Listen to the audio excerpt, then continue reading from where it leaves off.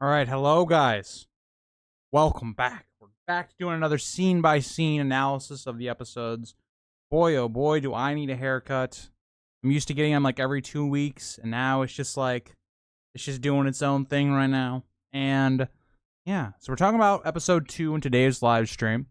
And I want to say right away, thank you guys for all the support on the episode or the live stream last night. It was a ton of just chaos in terms of trying to manage, the chat while also trying to keep a, conversation or leading that and stuff. But yeah, I appreciate all you guys that watched last night. Also, Dakota, I saw that's a wild press the like button, but I gotta give it to you. You got a lot of creativity. You are a loyal troll, Dakota. I agree. Hi, Jim. How are you? But as everybody is coming in or you're rewatching this later on, let me know what you thought about the episode. Was it good?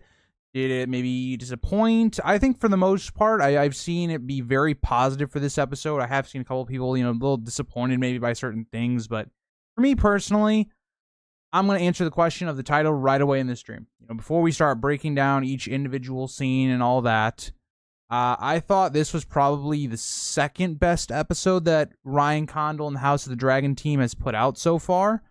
I think in terms of the plot points that they had to adapt, in terms of the things they added, the overall episode was really good. It wasn't like, maybe a season 4 episode of Game of Thrones or anything like that. But given the material they had to work with and where we're at in the story right now for it being episode 2, really strong episode, and I'm kind of leaning towards like a 9 out of 10. I think that's where I'm at.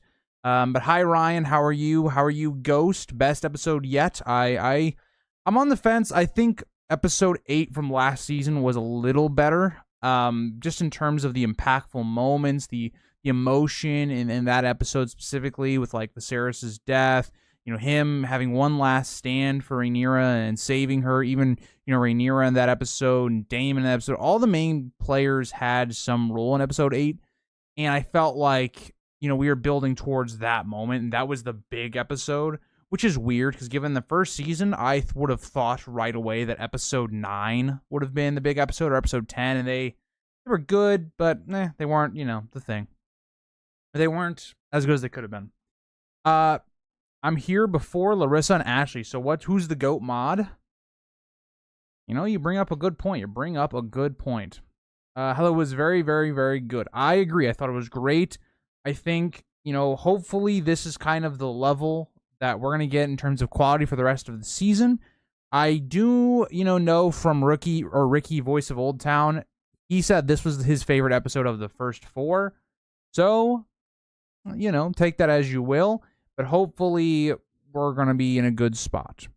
But let's kind of get into the episode. Let's go through. If you're new or you haven't watched these live streams before, this live stream is much more like in depth than like my directly after the episodes, because the directly after episodes are on my streams are like more my overall thoughts or things that I thought were really good or things that were really questionable. So it was kind of like polar opposites. Like stream 1 on Voice of Old Town's channel was kind of discussing Blood and Cheese and some of that, and then last night was some of the good stuff. So this is going to be just going through every single like scene and kind of covering all of that. Let's just dive right in.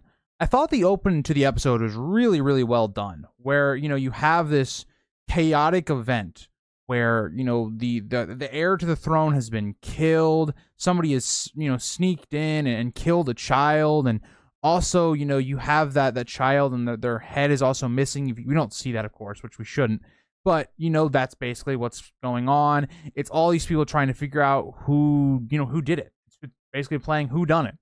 And I love the way this episode starts, where it's like a slow camera. Everything is kind of slowed down because it's this very chaotic situation and trying to take in what we just saw from the first episode, right? Regardless of what you thought of the execution of Blood and Cheese, they did a really good job of handling the after effect, how people would be feeling. You're going to, even if you're, for instance, Alicent or you're Otto, there's still a chance, right? These people are still on the loose trying to kill as many Hightowers as they can, or doing this or that.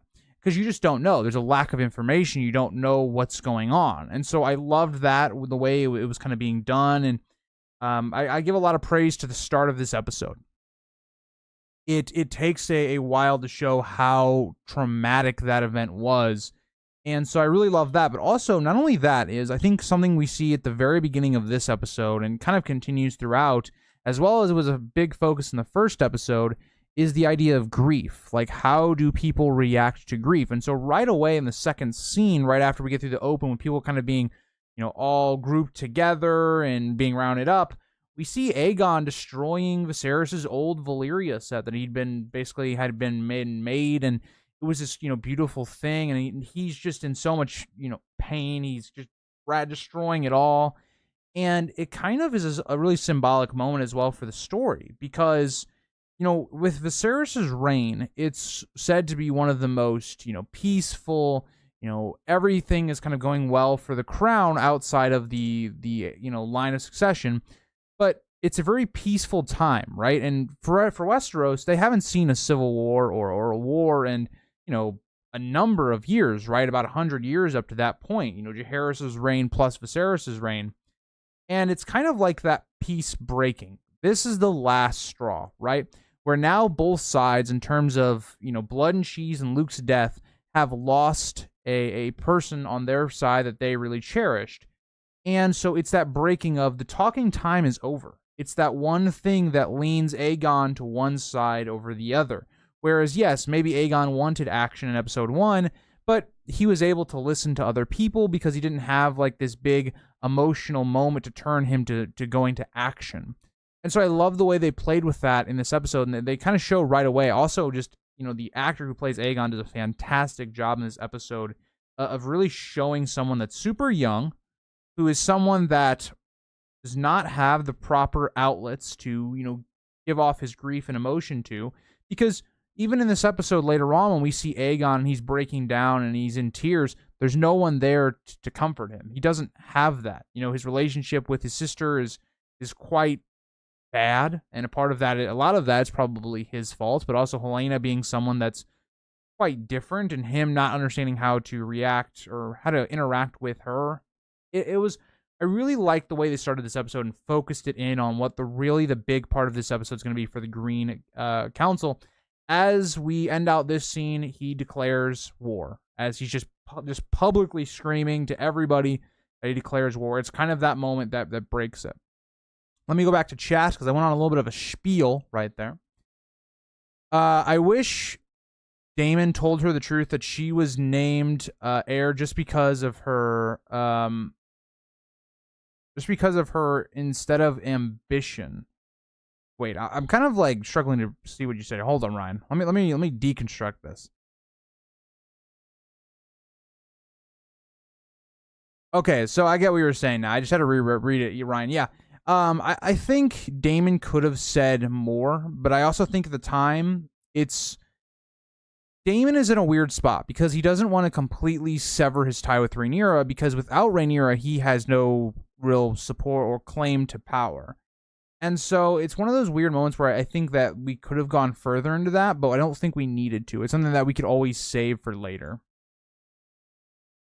I didn't even know we're live. Yes, Larissa, we are now live. Also, kicked my headset, but that's good.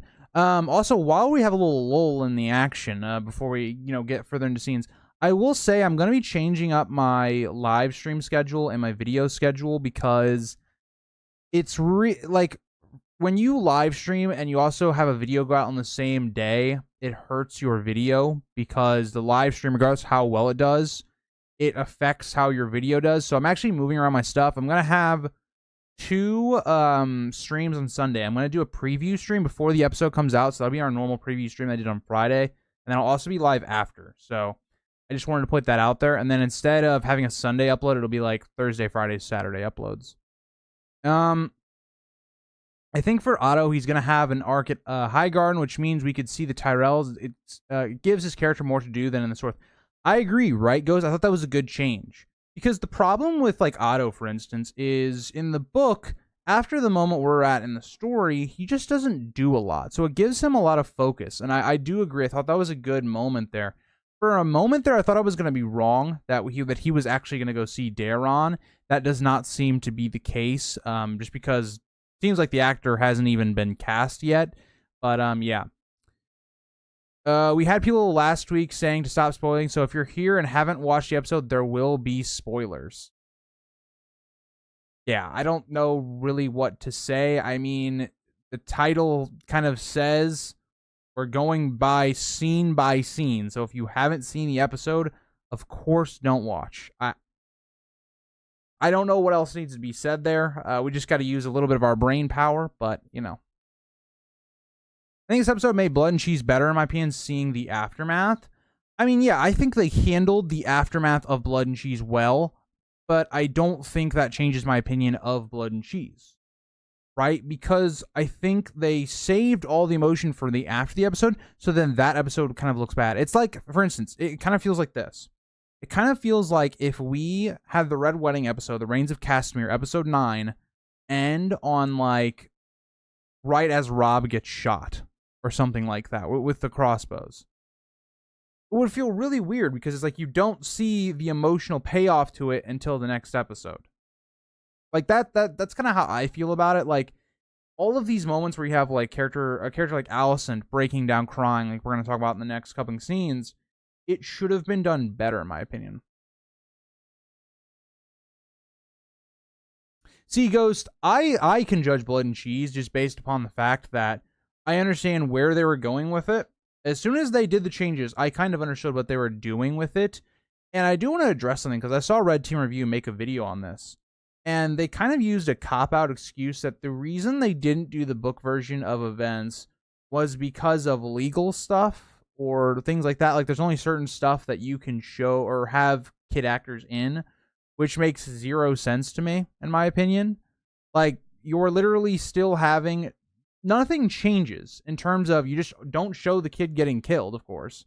But you just changing it to where Helaena has to choose between her sons doesn't really change what the meaning of the scene is. It just changes everything for Helaena as a character. And then also having Alicent there doesn't change anything either. So, I don't know. I saw that and I was like, that seems like a really bad rationale to just excuse stuff, but I don't know. After this episode, I think Rhaenyra will get much darker as the series continues. Yeah, I mean, think about all the traumatic events she's going through, right? In the span of a month, or at least like 2-3 weeks, think about what she's gone through. She's gone through her father dying. She's gone through losing a child. She's gone through, being betrayed right after the Greens said that she would be on the throne, or at least Alicent did anyway. She has then lost another child in Luke. She's had an assassination that was attempted on her life. She is being blamed for something that her husband did, and her husband also has now pretty much just like abandoned her at this time, and they've basically had a little breakup. Like, Rhaenyra has gone through a lot. Like, we even saw a little bit in this episode where she just comes off a bit more fiery, right? But so no, Zeno, I will be gone Friday, Saturday, Sunday, and then I come back Monday. So depending on what time I get back Monday, I'll have this stream up again for Monday on a scene-by-scene analysis. But I won't be live after the episode, I don't think. A YouTuber thought the set Aegon was destroying was a set of King's Landing foreshadowing Season 8. That could be true as well. I thought it was just Viserys' old set or whatever. That Alicent comes to view of old Valyria. Aegon ignoring his wife may be mad. Agreed. Why didn't Alicent confront her son? I think there's a number of reasons. Now, I don't think they're great reasons in terms of, should Alicent, not be doing this? But my reasoning would be Alicent feels, for one, extremely guilty for what actually occurred to Aegon, why he's crying and breaking down and all these things. And also, you've got to remember that she's also kind of a little upset with Aegon as well. She just, made her father not the Hand of the King anymore based off a whim. She's also guilty because the person she's sleeping with is also now the Hand of the King, replacing her father. So she's going through a lot of different emotions that I think in that moment she kind of realized maybe this isn't the time. Even though we as the audience realized, yes, she definitely should have been there for her son.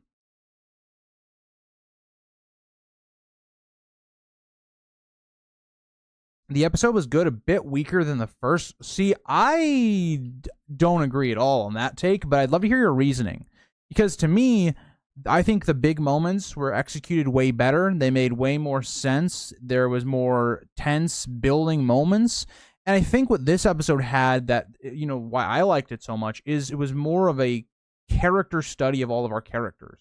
Whereas the first episode is more about kind of the building up of one big moment. And so the thing is, how you're going to view that episode is, if you believed in that big moment, if you really liked that big moment, then yeah, you're going to view that episode really well. For me, I was pretty okay on that moment, so it didn't, do anything for me in that moment.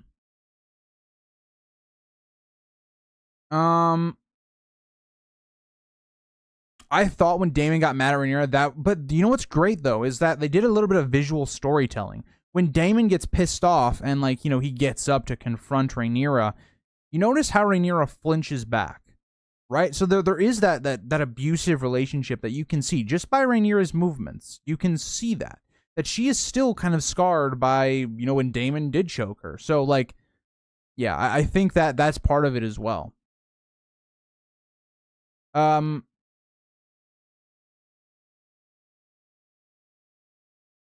If the realm hasn't seen war in 100 years, how good can the armies be realistically? Will the North have the most war experience due to wildlings? Well, that's going to be part of it, right?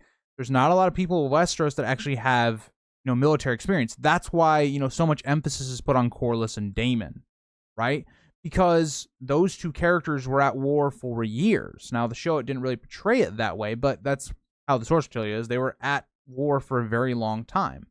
And so, you have that part of it where you're going to have a lot of military inexperience, right? Think about Criston Cole. He's been named Hand of the King for, being a soldier. He's not a military commander. But we'll see how that goes down. You have Aegon, Aemon. They're not military commanders either. So it is interesting. It's one of the dynamics between the two sides. Is the Alicent and Cole relationship in the books? From what we know of in the source material, no. That is not in the book at all. What are your fans' thoughts, or what are your thoughts on some fans thinking the season is too slow with the war setup? Some think Rook's Rest should have happened already, but I don't understand that at all. How would you have Rook's Rest by now? That doesn't make any sense. Again, I get it, because this season's being hyped up as the war has started, but the war can't just start right away. You have so many people that are just, things have to happen to push people to go to those extremes for that event to happen. And you just have so many things you've got to get through before you get to Rook's Rest. I have no idea how you could be expecting Rook's Rest within the first 2 episodes.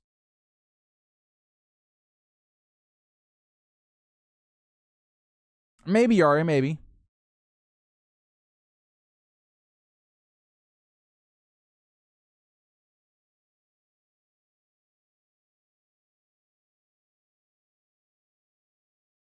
Agreed. I think the Clegane Bowl, just because it was in Season 8, it wasn't built up too properly, in my opinion. But what move do you think will Mysaria make next? So there's a number of things. I think Mysaria is probably going to stay with Rhaenyra. But I think one thing that could be interesting is we don't know, how did Eric, know that someone was taking out Rhaenyra? Was it just, okay, he went by the door, there wasn't anyone on duty, he goes in because he thinks that's suspicious? Or maybe off screen, which could be explained in the next episode, Mysaria did inform somebody, and that's how Eric knew. Maybe. That could be possible. I don't know. I just think Mysaria will definitely be probably tied to, Rhaenyra. That's kind of where it seems like it's going. Agreed, Reese. That's a good point about the Winter Wolves.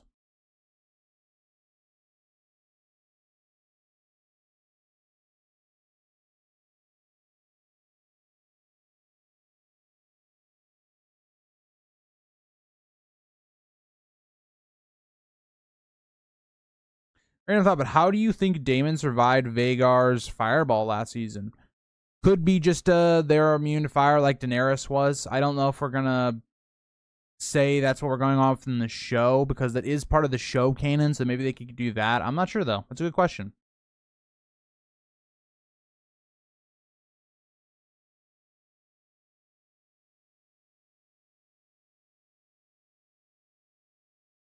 Honestly, Arya, I don't remember if Otto was the one who ordered the rat catchers killed. I don't remember. This was a 10 out of 10 episode. Yeah, it was definitely a good one, Dylan. Definitely a good one.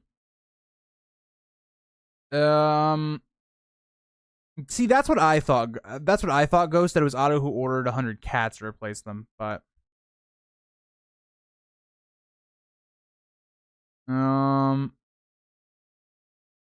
Ryan, I think that's possible, right? I think we're in a weird spot where it's like, I think we'll see at least them marching out in the next episode. If we're talking about the King's Landing crew, I think that's when we're gonna start building up to the battle. So yeah, I think it's definitely possible, Ryan, that's where we're kind of going for. If D&D were involved, Rook's Rest would have been the season 1 finale. See, it's weird because, as much as we slander D&D, if we're talking prime D&D, I don't know. Like, there's just two different D&Ds. If we're talking the sloppy D&D, like now, or we're talking them at the very beginning, I don't know.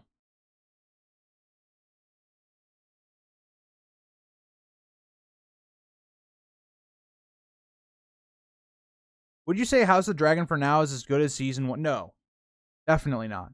If we're talking this specific episode, I would say it was of a quality as good as Game of Thrones in the first 4 seasons, and like maybe episode 8 from last season. But majority of the episodes so far that we've gotten in House of the Dragon, the first 12, are like around like season 5 or in between season 5 and like the first 4. Agreed, Andrew. I think they did a good job. Hi, Casper. How are you? Yeah, Andrew. So, like, this is what I talk about. This is what I talked about is there's this argument. It's like, is D&D or Ryan Connell better? And I've always said, D&D, because we can't speculate. We can't speculate, like, how good would Ryan Connell have done with, A Song by Ice and Fire. We can't speculate. I just have to base it off of what we have. And yes, maybe, Fire and Blood's harder to adapt than A Song by Ice and Fire. Fair enough. But that you still can't, like what D&D created with the Game of Thrones in the first 4 seasons was the biggest television show in the world for a very long time. So, all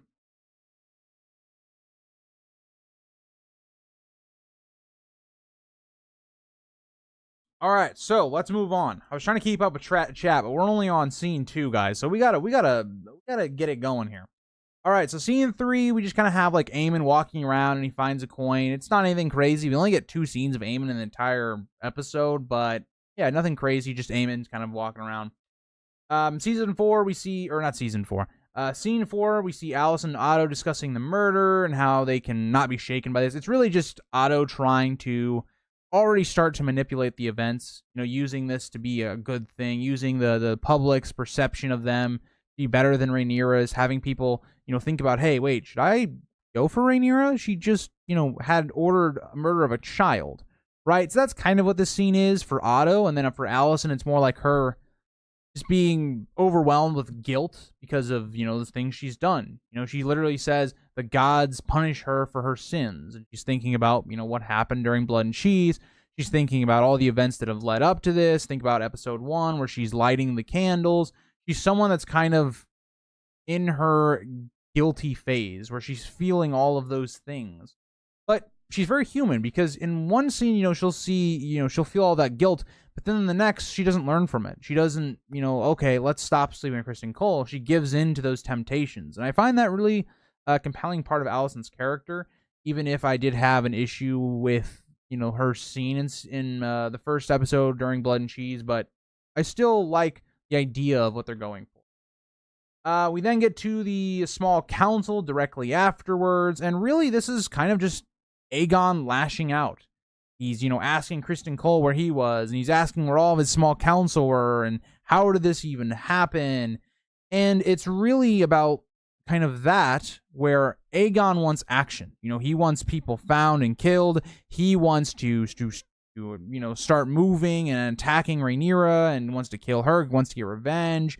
And then on the other side of it, it's Otto trying to play the political game. Like we just talked about in the last scene, it's him trying to use this as a way to gain the public support, right? Turning a tragedy into something, better. And, we understand Otto because Otto thinks about everything politically. He thinks about how can we use this to our leverage. He doesn't take into account, people's feelings. How do people feel about what's going on? He's very similar to Tywin in that respect, where, like, you're thinking about this. This is mere, maybe hours after Jaehaerys' death, and he's wanting the mother of Jaehaerys, Helaena, to be basically paraded around the city after she's witnessed one of the most horrifying things a mother can ever see. It's a really, really compelling scene for me because it's just one of those moments where it's like, okay, should we be doing this? Is this morally okay? And even Aegon, like, he keeps pushing back on this, but then eventually Alicent's like, yeah, you got to go through with it. And so that's what ends up happening. But other news, Larys finds and captures Blood because, he's an idiot. He's kind of a moron. I'm shocked he even got out of their chambers. Like, just based upon the way they were so moronic in the first episode, I figured they would have gotten caught way quicker. But he tried to take Jaehaerys' head out the city. Didn't go so good. And so he got captured. Can't say I feel sorry for the guy. Unfortunately for him, I guess.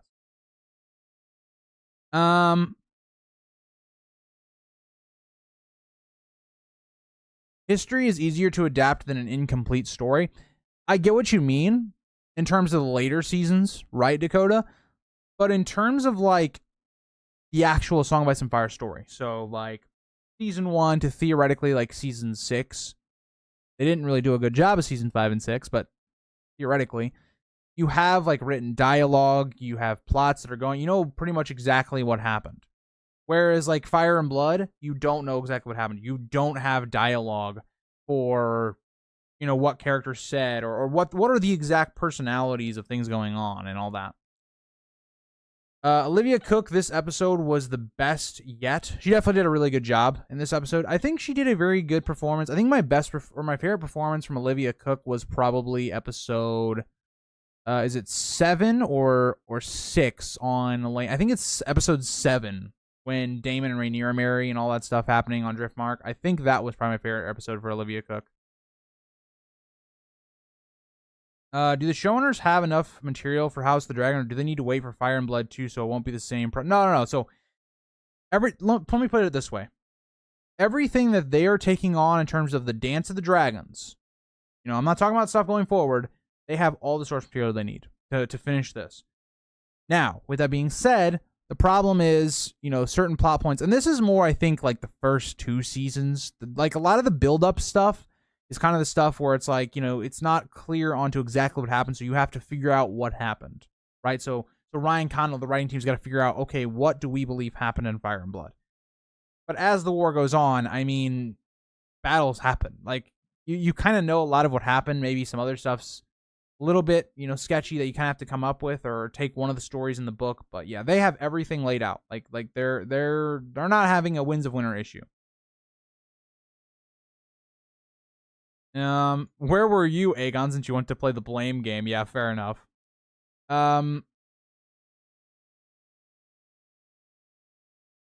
Blood talks so fast, I thought he was more stone cold. Boy. How did Cheese get captured? Yeah, that is interesting. Like, if you think about it, right? If you're Cheese, if you just committed this, why would you, like, stay, like, in anywhere where they would catch you? Because you have to think, okay, Aegon orders the rat catchers, so that means he either went to a place where he's well known, or he was just doing his job the day after, or still just doing his job during all this happening. Like, kind of wild. See, I didn't even see it that way, Arya. I just saw it as the dog kind of mocking him, but I don't know.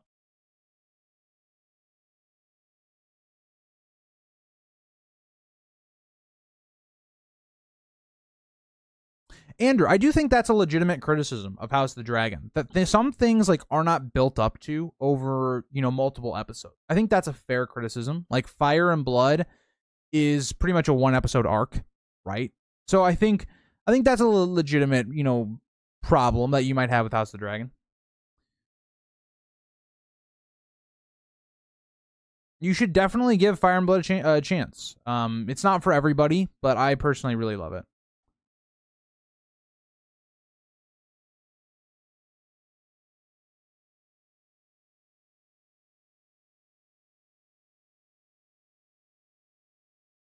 Maybe Arya. I think they can do it in 4, but I definitely get what you're saying. And I wish they had. Well, okay. Here's the thing, though. We don't know theoretically that she's actually did escape. Like we don't know that for certain, right? If I'm remembering this correctly, it's just like we just don't hear anything of. But hold on, let me do a little search. What do we know exactly from what happens with it?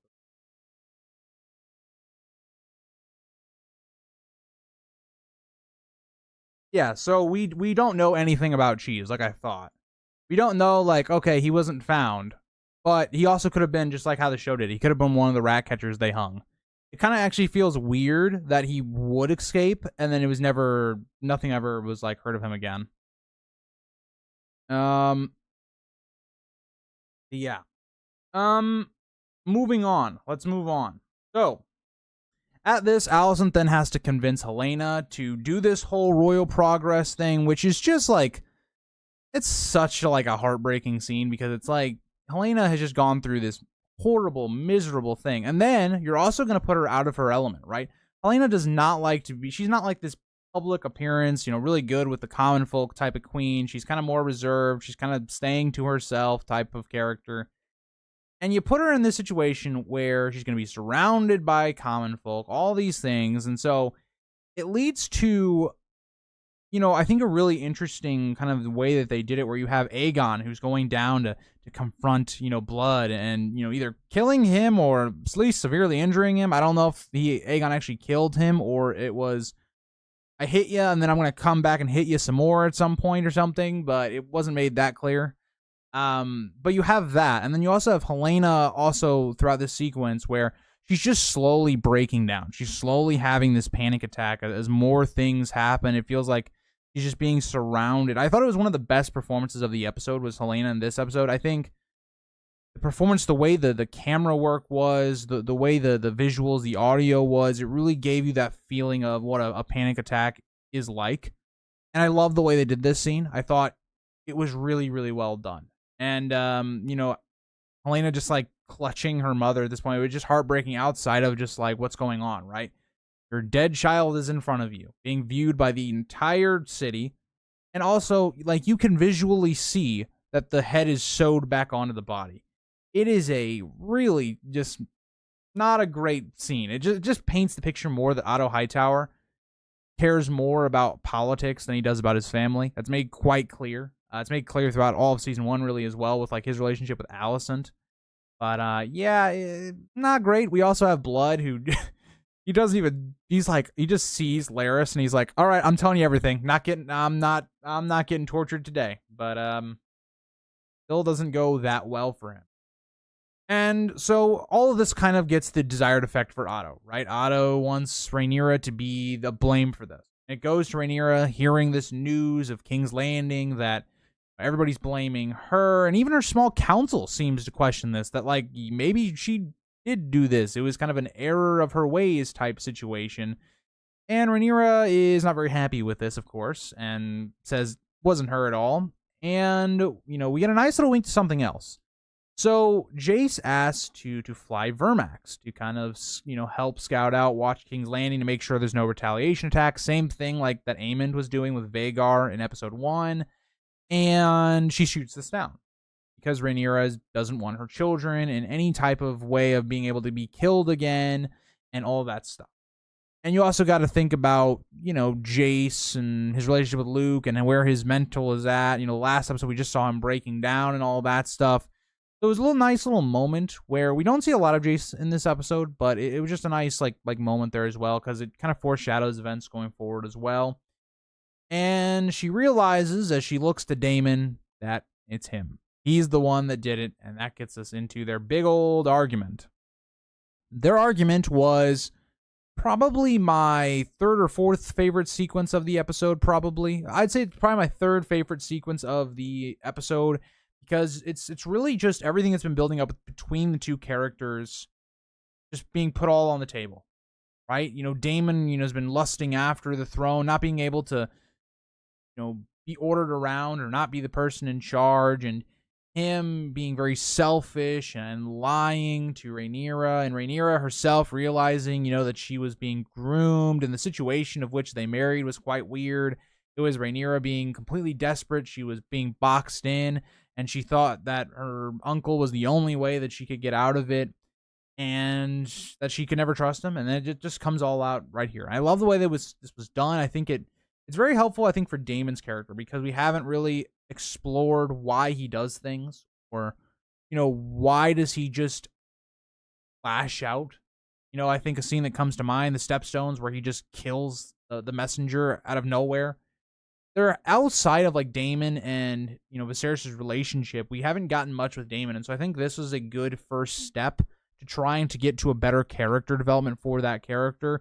And, I trust Ricky quite a lot from Voice of Old Town. And, he's saying on my stream that this is going to be the start of kind of like a Theon Jaime type of arc for Daemon. I take a lot of credence in that. So I like the way that they had Daemon exit this and the two just kind of having a separation. I think it really helps with another thing that's been kind of leaked where, we're not going to get Nettles in the show. I think, this helps that, where there's already that distrust already underlying, and as Rhaenyra becomes more and more paranoid, having an assassination done on her, watching family members die already with Viserys and Luke, I think it's going to really have a nice moment later on. So I thought that they handled that pretty well.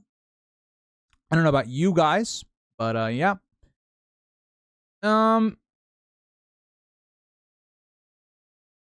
Criston Cole is pretty obnoxious. I won't lie, Andrew.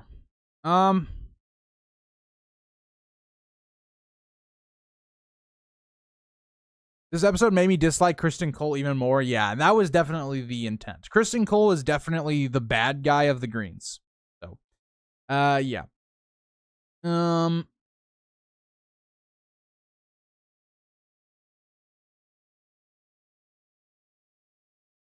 Having had some pretty big panic attacks in my life, I felt so much for Helena. Agreed.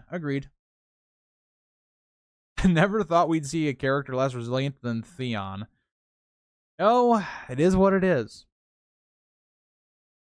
I feel like they deleted a huge riot scene that happened during the funeral progress. I don't know. I don't know why there would be a riot, I guess, at that point. Again, because it's like the situation hasn't gotten to where it's like a Clash of Kings and with that yet. Like, food has not become like something people can't get, right? When we start seeing that, when this blockade keeps taking more and more of an effect, think about like Hugh's scene, right? With his wife, or I guess it's his wife, and they're talking about getting food. The prices are getting higher. Once that food runs out, that's when you're gonna have something like that.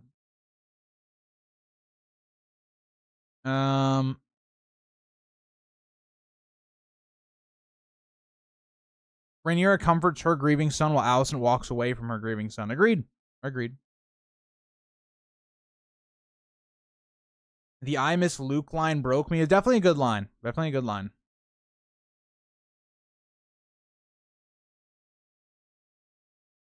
Thank gosh they didn't delete Daeron from the series. I agree.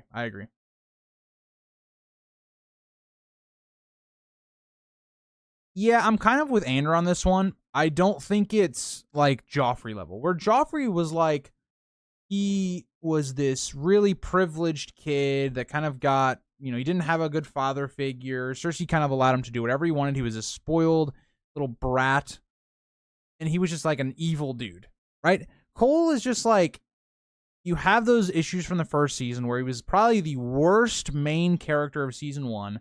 And then season 2, he comes back, and like the writers are like, hey, what are we going to give Criston Cole do in this episode? Oh, we're going to make him a huge hypocrite. It's like, oh, okay. Well, Otto throwing the handpin at Criston was a low blow. Nah, I liked it. I thought Otto was going to throw it out the window. I thought that would have been so funny. I think that would have been so funny. I think Joffrey was even better than the book version. I agree, Ander. I agree. Jack Gleason really made that character come to life and made that character. You then see Daemon leave in a hurry. He doesn't even speak to his daughter, which is like, yeah, come on, Daemon. Come on. We could do better than this. But yeah, he's kind of struggling. And Rhaenyra asks Baela to keep watching King's Landing and all of that, and she asks what Daemon's gonna do, and she just doesn't know. Rhaenyra's like, he's gonna do his own thing. So, decent scene to get us from scene to scene. We see Daemon and Craxes leaving Dragonstone to start his war, presumably at Harrenhal in the Riverlands. We get Helena and Aegon walking by each other, and this really paints this picture where it's just like, yeah, that relationship is not at a good point. Already they weren't really the best of man and wife or brother and sister. And now you have this event, and it seems to just put that wedge between them. And you kind of really get that feeling here with this scene. And it just breaks you more because it's like, Helena has really nobody to go to. Like, there is no talking in it. Like, she doesn't have the person. And so you kind of see that with, like, all three of Alicent's children in this episode. I would say 4, but Daeron, not existent, really. I mean, he's mentioned, but, with, like, Helena, where, she looks to her husband or her brother, whatever you want to say, and he says nothing. Her mother forcing her to do this whole charade. And it's like, okay. You have Aemond, who's having to talk to sex workers. You have Aegon, who's just crying and nobody's there for him. Like, he really shows you how bad of a parent Alicent is just in this episode. We get a scene of Criston Cole staring at Jaehaerys' bedding being taken out, sitting in his guilt. Yeah, he really soaks in that guilt for, like, one episode. And then he's like, you know what? Fuck it. Literally, fuck it. Well, so, Criston Cole, not the best moral compass, but that's what he'd be doing in this episode. And then we get a really awesome scene. I love this scene. It's a scene that, like, it's not, one of those big scenes. It's not one you're going to remember from the episode. But we cut to, so right after we see, Criston Cole looking at the bedding where Jaehaerys has died, we cut to Rhaenyra, looking at her children, playing with her own children with baby, or not baby, well, little kid Aegon and Viserys. And, it's this moment where it's like, I think Rhaenyra is thinking about what would happen, if that happened to one of her sons, and thinking about Luke's death and all that stuff. And, how do you protect your kids, after you just saw what happened to Helena's kid? And I think one of my favorite moments from this little part of it is when she hands the dragon toy to Aegon, and you see Aegon just kind of take it and just be not interested in it and, like, put it, like, to his back. I love that. That was a nice little attention to detail moment that, like, yeah, okay, I like that. That was a nice little nod to book viewers and people that know, like, what's coming next. So I did really enjoy that. We then also cut back to everybody's favorite duo, Alicent and Cole, as Alicent's just taking a bath and asking Cole if, he's told anybody, and it's more of them having, like, a break. Like a Ross and Rachel Friends situation where they have a break for, like, I don't even know how long is this episode? Like a day? Is it like 2 days? They're on a break, is what we're gonna say. They're on a break. Yeah, and also I think the Alicent where she's bathing almost feels like this moment where it's her trying to wash off the guilt. Like, they had another scene. Alicent's bath scenes have had a lot of relevance so far for her character, where it's like her, rapidly trying to wipe away her guilt on her arm with these new servants that Larys has given her. You see it here once again, where she's trying to wash off that guilt of what happened with Blood and Cheese. So that was nice little moments, just kind of connecting the scene from episode 1. But let me take a break. Let me slow down. We got through a lot of stuff. Through a lot of stuff. Let me look at chat here. Otto was amazing this episode. I 100% agree. Cole is the reason why some can't have good things.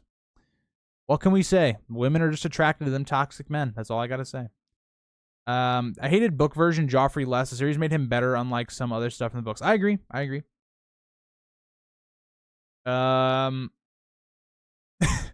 True, Dakota.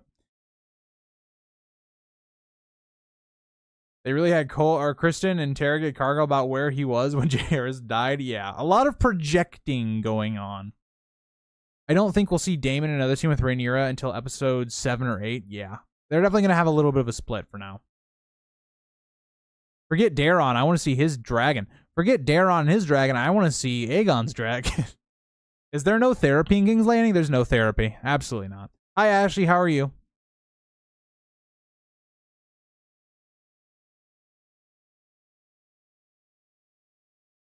Yeah, dude, Cole's just giving her the eyes, you know? Tywin would definitely employ Cole. Maybe. Not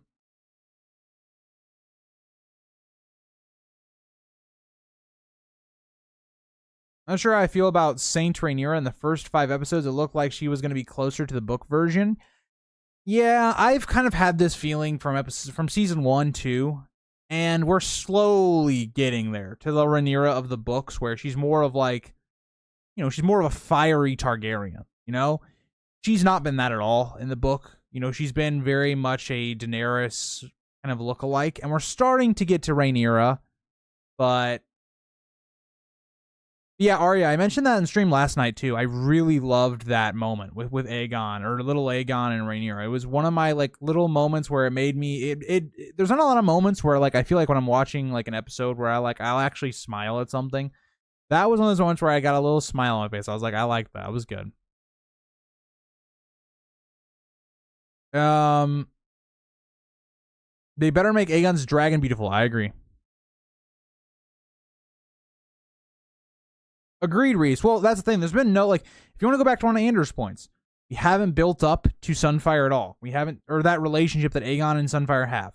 It's non-existent. We haven't seen the two. And they've missed so many opportunities with, like, Aegon's coronation, or earlier on in season 1. Like, yeah, there's some missed opportunities there, I will say.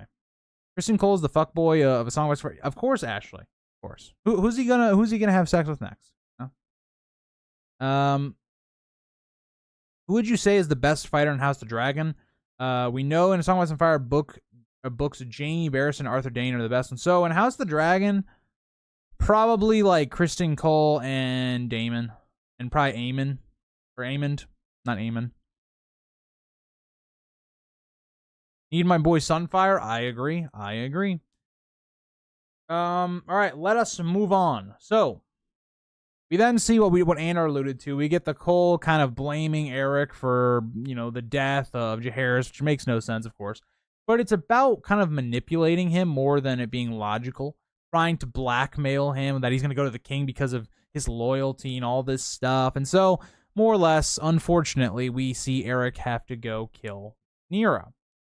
And that's everything Aegon wants, right? Aegon wants action, so of course he's going to love that, leading to one of the better scenes later on. We then see Baela and Jace as she is shooting a crossbow and asking about her father, Daemon, where did he go and stuff like that. And we also get one of the most underrated scenes of this episode specifically, where it's like Jace just talking about, Harwin and talking about Viserys and, missing Luke. It was a really good scene, talking about, some of the past characters that are no longer on the series, and Harwin, who is a very rushed character. It's always good to get more of that character. So yeah, I liked it. It wasn't a crazy scene or anything, but I did like the scene overall. We then get, I feel like this is probably the most controversial scene of the episode. I think this is the only one where I've seen a lot of people be like, kind of, not a lot, but I've seen people be like very divided on how they feel about this episode. But then we get a brothel scene with Aemond as he's talking out his feelings with the sex worker.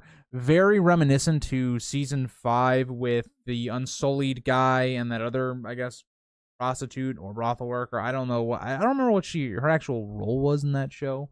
I'm assuming it was a brothel worker, but, and talking about, a lot of the things he's going through, right? That Daemon was trying to get him assassinated. All these things. And somebody referenced in the live stream last night that this was supposed to be like, this big turning point or to make Aemond more sympathetic or anything like that. And I was in here, I'm like, not really. Because they didn't introduce anything new. Like, none of this was new information. It was just Aemond reflecting on those things and showing that it obviously bothers him. Right? It was just taking all the scenes we've seen from the show, whether it's Aemond kind of being bullied about the dragon, whether it's his relationship with Luke, whether it's, him claiming Vhagar and what that means and all that stuff. It's a mixture of that plus just showing that he doesn't really have parents to go to, that he has a close relationship with. That's why he's so kind of messed up. And so it's all part of that. And so I liked it the way that they did that scene.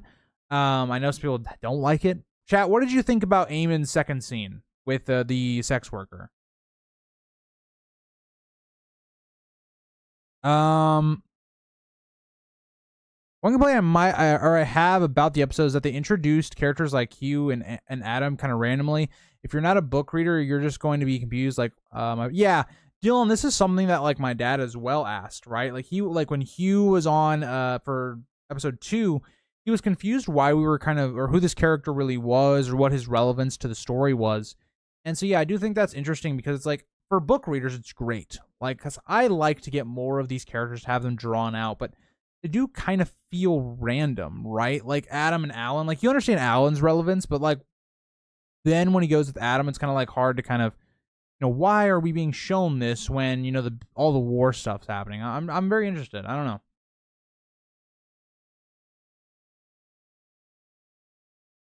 Oh, that's pretty interesting, Andrew. If that happened,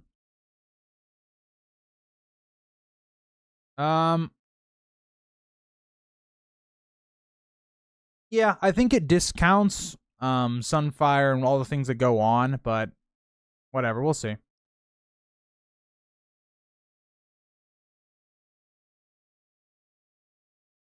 Yeah, Reese, I think that's a great thing. I think that's what the show's trying to do. That was never what was in the book. In the book, Rhaenyra was kind of right off the bat, like or maybe not right off the bat. I think from an early age, she was like a good character, like or morally good. And then as the green stuff in season 1 starts to pop up, and as the sides start to become more divided, she becomes more and more of a cruel person. She becomes a little bit more kind of like Cersei in a way. I think Cersei's the best comparison of Rhaenyra in the book. Like it's a mixture of like Cersei and Catelyn is kind of a mix of what Rhaenyra is in the book, but also then being a Targaryen. So I don't know. I think a good mixture is like Daenerys, Catelyn, and Cersei. She has traits of like those 3 in the book. Hello Aegon. How are you? How did you like the episode, Aegon? And fools say I was a terrible king. Yeah, I mean, Aegon the Second is not holding up to your namesake, Aegon. That's all I'm saying.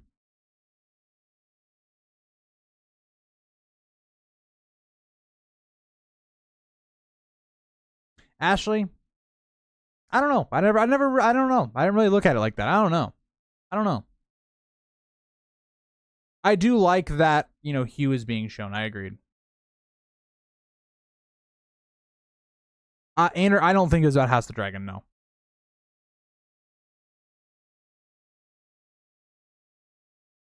Yeah, that is kind of interesting that he doesn't address Jaehaerys at all. Like, he just kind of, talks about his side of it, that, oh, yeah, that was meant to be him, but he doesn't really say much about it. I don't know.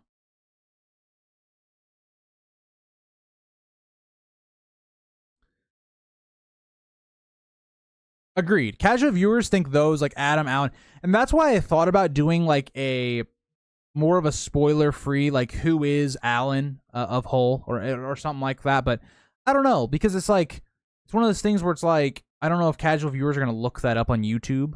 And then if I do it spoiler free, it's like, okay, people that are in my community that are book readers don't care about this either. So I don't know. It's a weird thing. House of Dragon content's very hard to gauge. Yeah, dude, this is Aegon the Fourth's chat.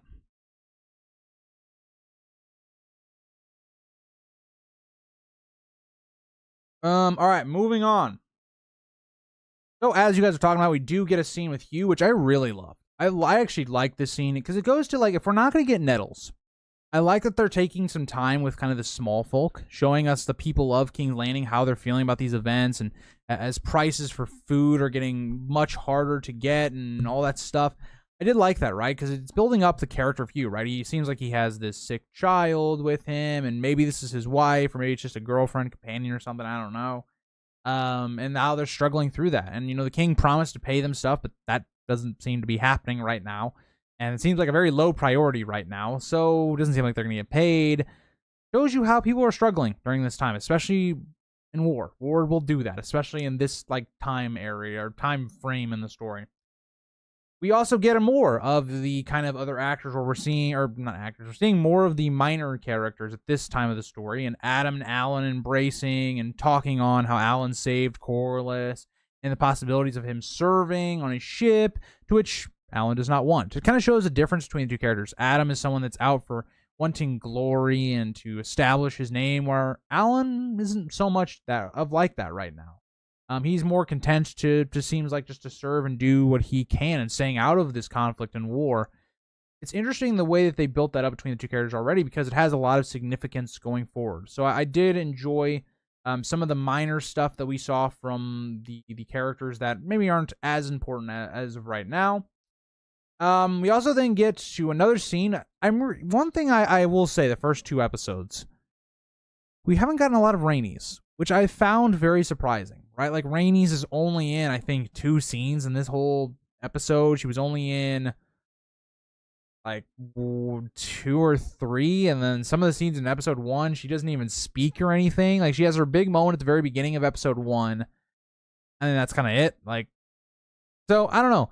I think it's weird that we haven't seen more of Corlys and Rhaenys, but I did like this moment where it's kind of like a flip, right? You know, Daemon kind of in a position like Corlys was, and Rhaenys and Rhaenyra's, position. It's kind of like history's repeating itself. And so I love that way that they kind of have that take on Daemon. Like, Daemon's not going to turn on Rhaenyra or anything like that, but, plotting that people might think that in the future, and him kind of doing his own thing in Harrenhal and all of that. I did find that very compelling, and the actors that play Corlys and Rhaenys are just fantastic. I just wish we got more of them. I know maybe there's not as much for them to be doing, but, like, have them talking to people, right? And I think, based on the trailer, we're going to get Rhaenys and Rhaenyra in the next episode, which is good. But it just feels like, man, I feel like we've missed so many opportunities with these characters, especially in season 1 and season 2. I just wish we got more of them. Without saying much, I do wish we got more of them.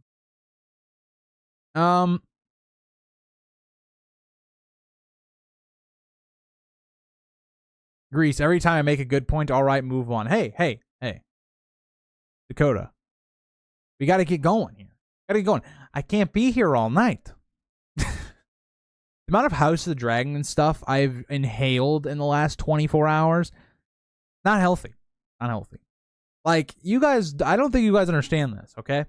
So, especially Sundays going forward. But, so from Sunday night, watch the episode, do the stream, watch the episode again, and it takes significantly longer because I take notes for every scene. It's not like as long as it used to be. Do that. Have that ready to go. The next day, actually, that's not even true. I also made my House of the Dragon exclusive review for members. I then made a video for this week about the episode for something that was not an episode review. And then it's the whole thing. It's the whole thing. I've been doing a lot of House of the Dragon stuff. Oh, Kragan's another good one. Or Cregan, that's another good one. Kenshin, that's another good one. I didn't think about him, but yeah, that's another good one. Adam seeing the dragon was awesome. Agreed. Whoa, Ashley. I like Adam. I'm just saying from a perspective of someone who hasn't read the book. Like, people just don't know who he is. So that might be something that's interesting. I don't know. Agreed. I think that's a good comparison. Aegon, you always got them good comparisons from personal experience.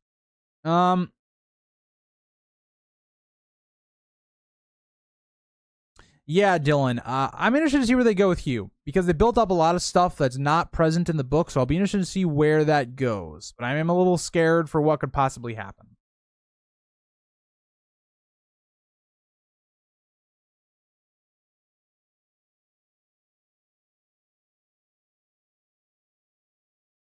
Also, Ashley, I just ranted on about how I love Corlys and Rhaenys, and I didn't see any hurrahs for the poor Goblin King, for Eric. No, nothing. Man. Stannis' backstory, House of the Dragon, Stannis' backstory is unmatched. Unmatched, Andrew. It's unmatched. I agree, Don. I just want to see more, like, and it feels like it's a Velaryon plot problem specifically. We don't get a lot of the Velaryons, which is, kind of unfortunate, but I don't know. You're good, Matthew. We're good. We're not even done yet. We're still going. We still got the last, third of this episode. This was a long episode, so we still got a lot to talk about here. All right. So, We get Rhaenyra talking to Mysaria as well as this is kind of the first scene where I feel like we start to get the Rhaenyra of the book, where she's kind of like more fiery, she's not patient at all. She wants to get to the point of, what is Mysaria doing? What did she tell Daemon? Is she working for the Greens still? All this stuff. I love the background we get of the character, her relationship with Daemon and how that also correlates with Rhaenyra and her situation that's going on right now. I really love the way they connected the two characters. And it just leads to, for now, Mysaria getting taken back to her cell or whatnot. I do think it's kind of weird that, they didn't just combine those two scenes and just put it here. Where, like, after Rhaenyra hears all this stuff, she, then allows for her to be, shipped off basically into exile, more or less. I wish they kind of would have just put those two scenes together. It does kind of feel weird because it's like they're only separated by like a couple scenes. So I feel like it's kind of weird. It's like, oh yeah, they had Mysaria taken away, and then like it feels like in the episode, 10 minutes later, Rhaenyra then goes to her cell and is like, yeah, I'm gonna let you go. Like, I get Rhaenyra's got to contemplate it. It just feels weird in terms of where it was placed in the episode. I don't know. We then get Adam collecting some seafood, some crabs and such, and he sees dragon above. Not going to say any more on that. I'm not trying to spoil things, but that's pretty important. So let's keep that in the back of our minds. We then get to a nice little scene of Cheese being killed as all these rat catchers are killed. This is kind of the moment that breaks Otto's back. It blows his mind. And we get this is the best scene of the episode. I've talked about this in length, so we're not going to talk about it a ton here, but this fight between Otto and Aegon's perfect because it's been built up through this episode, even kind of in season 1 a bit, of how Otto does things, how Aegon doesn't care about those things, he wants action done, all these things, and it just explodes, right? I think, for me, my favorite moment of this episode is Aegon thinking that Viserys, was the person that, made him king or decided he should be king, and Otto just basically laughing in his face. I really enjoyed that scene, and Otto being cast out as the hand of the king, and now we have Criston Cole. We'll see how that goes for Aegon.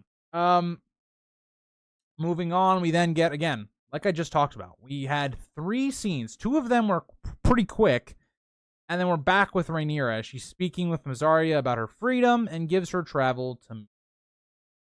We then see Mysaria walking down to go to her ship, recognizes Eric, and she pauses. And that's it. We don't get any more of Mysaria in this episode. It's kind of a weird way to end the character for the episode, but seems like there's more going on than what we were shown.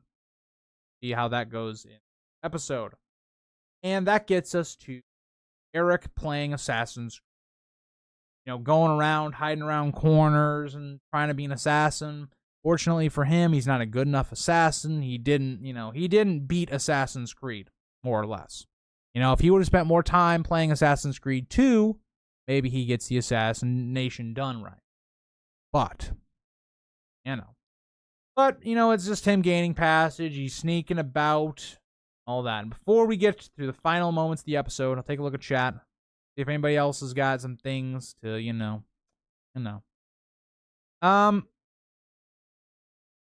Ashley and Aegon always beefing in chat, of course. Whoa. You calling me out? Ashley, well, I'm just noticing. I'm noticing you always point out the negative. You're always saying, oh, you're talking bad on Darkstar or this or that. But then, when I give those moments where, I give praise to those characters and all these things, I still get called out. So, I'm just saying, Ashley, why can't you be nice to me? I'm just saying. Strip him of his mod. Oh, Ander. See, here's the thing though. Dakota is just he likes to rile people up. I can't just strip him of his mod like that. He's got to do something worse than what he's done. I want to see Aegon the Fourth in a future spinoff. Truly, hey, you got to ask Aegon about that one. We got to ask if anybody's been trying to get him to cast for the show or anything. You doubt my devotion to Rhaenys? No, Ashley. I just want some appreciation. Whoa. Ashley, I did not say that. You can go back in the stream. I said, oh, maybe it's a question of debate now. Just joking. Because, Ashley, you are still the GOAT mod. Until a day where Matthew Crooks comes back, you are the GOAT mod. I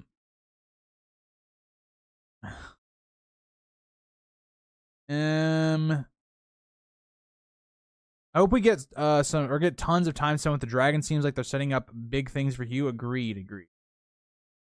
Remember what I did to the bracket? Oh boy. The maid braiding Rhaenyra's hair with her walking forward a lot made me laugh. That had to be frustrating. I'd be sitting here like, dude, what are we doing, Rhaenyra? You can see out the window. Stop moving. I'm trying to do your hair. And gosh, like that's how I'd be feeling at that moment.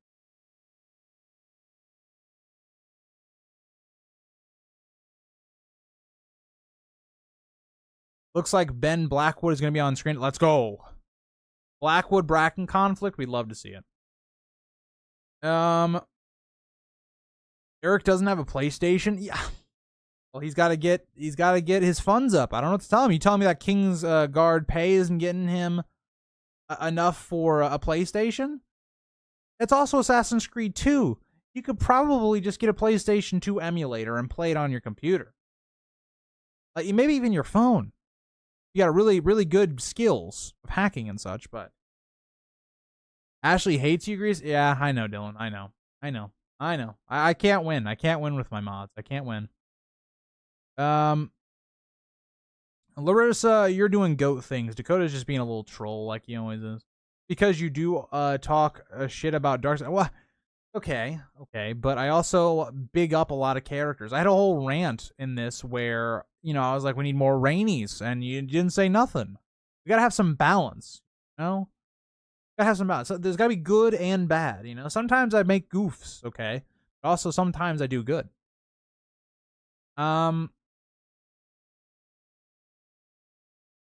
Dakota, you can be a troll if you want.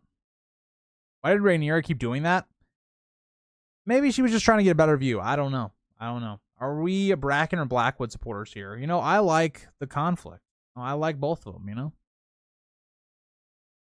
I will say, though, Tytos Blackwood in the main story, his plan for the war after the Battle of the Camps is pretty fucking stupid. So, take that as you will. Hey, now, I love Grit. We banter. We banter a little. Ashley's like, you're like one of my longest viewers on this channel. So it's like a love-hate. Ander Bracken. I respect it. Everybody's always talking about the Blackwoods, but nobody's ever out here talking about the Brackens. Everybody out here talking about Bloodraven, and they should be talking about Bittersteel. Next episode, 65 minutes, a little shorter. All right, let's move on. Let's get the rest of this episode done, and then we'll do a little summary at the end, and we'll talk about overall thoughts. All right. So throughout Eric kind of creeping around, stalking, trying to be an Assassin's Creed guy, we see Rhaenyra just she can't sit still. She's really struggling with that. And, we already talked about the braiding of the hair. She can't sleep. She needs, some droughts by the maesters because she's super stressed out about things, and she's probably got anxiety and probably a lot of other things going on because of all the shit she's going through. Yeah. But at this point, as she's in her room and Eric is sneaking around, dodging, his brother, he comes into the room and he just whips out the sword. Okay, see, that was the first mistake. You don't whip out the sword until you're close enough to kill them. If you're in Assassin's Creed, you don't, just like Melisandre said in Game of Thrones, you don't want them to see the knife, because then they get all, you get right next to her, then you just hack, and then she's dead. First mistake. Should have learned that in Assassin's Creed. That's all I gotta say. But as he's coming to kill her, other Eric pops out. We have the battle of the Cargill twins. It's pretty tense. It's pretty, unfortunate, It's even hard to tell which one is which at times. As they're stabbing each other, having wounds, trying to choke the other one, but then putting your finger in some of your brother's wound, declaring that you both love each other. you kill your brother, and then, the whole while Rhaenyra is just like trying to get out of the way and such, and then, the good Eric, the Rhaenyra Eric, then kills himself, and you're sitting here just like, oh my. It is the perfect emphasis of the theme of Dance of the Dragons. It's brother against brother. It's people killing this person or that because of the ruler that they think should be ruling. It's pretty horrifying. It's pretty bad. As Shireen said, it shouldn't be picking sides. That's what destroyed the whole thing to begin with. So, really well done. Got to give it a hand to them. They stuck the landing in terms of, the big moment. Now, what I was surprised about, I thought watching the episode, now I knew it wasn't the end because I could see the watch time or the time left. I was very surprised this was not where the episode ended. We got more. And that's where I was like, huh. We really like to end these episodes on Kristen and Alicent having sex. Weird way to end every episode. But, in between that, we get Otto and Alicent discussing, Cole being appointed, the repercussions that could have, with Aegon needing to be kept in check, and how's that going to happen now? It's kind of left up to solely Alicent, and Alicent telling Otto that he should go help them, go to Highgarden. I love this book change. Makes sense. And she also was about to say what her, sin was, but Otto doesn't even want to hear it. I also wouldn't want to hear what, Alicent be doing, because she be doing a lot of sins lately. A lot of sins, Otto. A lot of sins. You'd probably be proud because you also do a lot of kind of crazy stuff as well, but not important, right? At this, she then goes and makes another sin. She goes seeing her son crying, breaking down. He looks at him and says, nah, I'd rather go get, fucked by Kristen Cole than, help my son go through a very challenging time. That doesn't tell you who Alicent is. I don't know what does. We then see Alicent, slapping and pushing Kristen Cole around, and then she's like, you know what? I kind of like this. This is kind of turning me on. And they just go at it, and then the episode ends. So, yeah. What a crazy way to end it. Yeah, that's all I gotta say. Episode 3 and 4 scripts got leaked. Ooh, that's no good. You know what, Dylan? Fuck House Peak. We're getting a little, little cuss words at the end. I know some people think I don't cuss on this channel. I'm pretty sure Dakota thought I didn't cuss. That guy. But, House Peak. Fuck you guys. That's all I gotta say. Taking out Maekar Targaryen, that's a big sin. That's a sin right there. That's crazy. I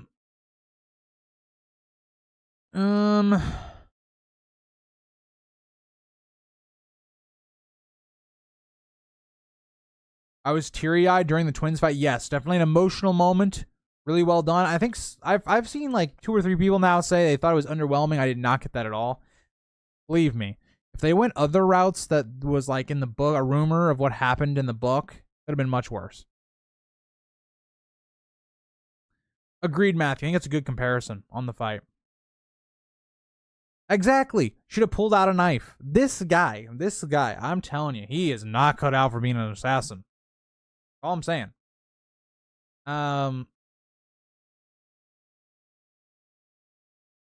Rhaenyra won me over with her feeling sorry for the brothers. Yeah, I mean, it's a pretty tragic event. Did they do Cargill better than the book, Eric, as it was the next big moment after? So, the problem with the book is it's not as cut and dry as Blood and Cheese. Blood and Cheese is cut and dry. It is one of the few moments, this is why I was so mind-boggled by why they changed it, but it's one of the few moments in Fire and Blood that's you have dialogue and it's word for word. The Cargill stuff, it's there's a number of different ways there's rumors that could have happened. You kind of have to pick which one it is. The way I picked it was kind of similar to this. It wasn't them fighting in front of Rhaenyra. It was more they just happened to meet during them or him trying to get to Rhaenyra. I liked it here. I liked building up the stakes where he actually does get to Rhaenyra and they're fighting, for getting to either protect or kill Rhaenyra. I think they did a better job of it in the book, or not in the book, the show for me personally. But yeah, the Blood and Cheese, I don't know. That was hard to watch. Agreed. I hope we don't have this Criston Cole and Alicent ending on sex a lot. Like, come on, guys, come on. Agreed, Matthew. Agreed.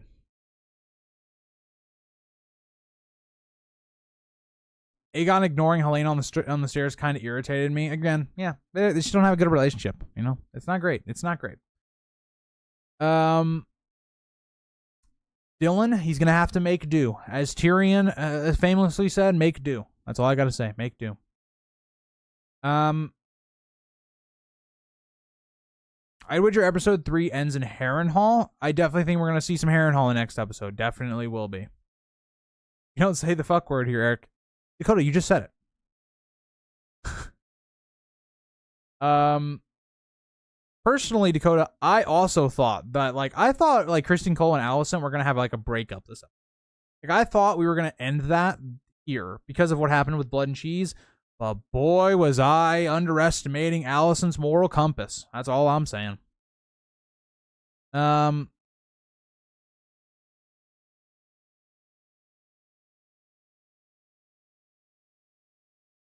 I mean, to an extent, though, Ander, everything in Fire and Blood, the way you interpret it, is a fanfic. There is no, like, determined line of ways of things happening.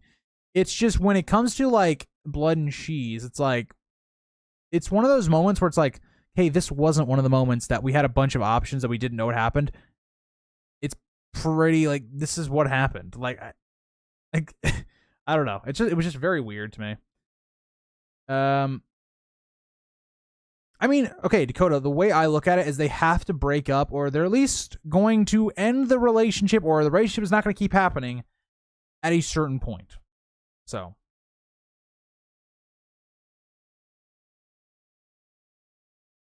Yeah, Criston Cole sucks. That guy sucks.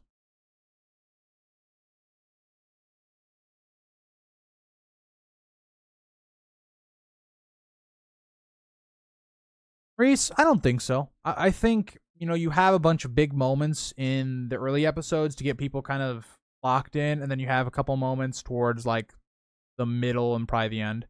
I mean, it's definitely, like, because seems like we're going to get the Battle of Rook's Rest probably in episode 4. Maybe episode 5 if we're really pushing it, but I think episode 4 is where we're going to be at it with it.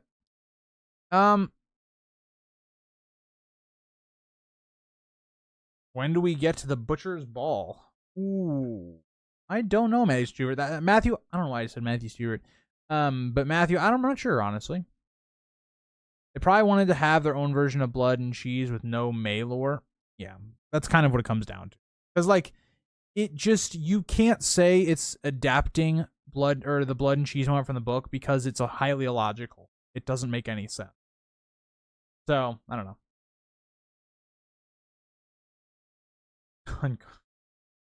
Dakota, fair point. I really hope not, Ari. I really hope not. Yeah, Reese, that's kind of where I was taking my estimation of where I think it's going to happen. All right, well, that is the episode. My overall thoughts definitely was good. I think it was second best episode of the season. I think you can argue the best, but I would say, or not season, but of House of the Dragon.